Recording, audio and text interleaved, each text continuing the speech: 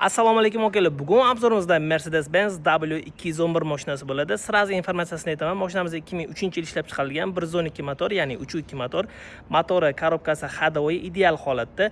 4 ta baloni yangi holatda. Mashinamizda polniy 6.3 body kit taqib qo'yilgan. 200 bariladi, 200 sedanilida. Narxini ham sirazi aytaman. Narxi 12.000 AQSh dollari. Egalari nomerini yozib qo'yaman.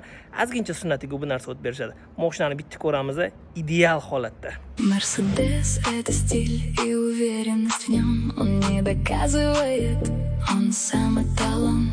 На дороге порядок и все под контролем. Он просто движется своим. Mashinani ko'rsanglar bo'ladi. Juda ham tetik holatda turibdi. Oldi bamperlari restyling qilib qo'yilgan, oldi faralari restyling qilib qo'yilgan, облицовкали polniy black piano qilib qo'yilgan. AMG diska balonlarda turibdi. Balonlarning holati yangi. Xo'p, 6.3 shildiklarda. Mashinamizni hozir orqa rakursini ko'ramiz. Orqa rakursi ham zo'r, hattoki vyxlopnoy sistemalarigacha qilib qo'yilgan. Diodli faralarda turibdi. E63 shildiklarda, orqa bagajida spoilerlar turibdi. Hattoki orqa labovining ustida ham spoilerlargacha qilib qo'yilgan. Endi sizlar bilan mashinamizni bitta interyerini ko'ramiz.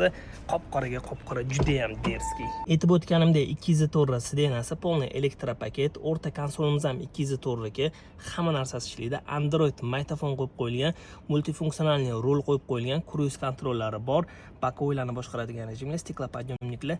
Mashinamizda polniy full option. Aytib o'tganimdek akalar, narxi 12.000 AQSh dollari. Egalari nomerini yozib qo'yaman, bemalol murojaat qilsanglar bo'ladi. Sunnatiga yana bu narsa o'tib beriladi. Tayyor proyekt.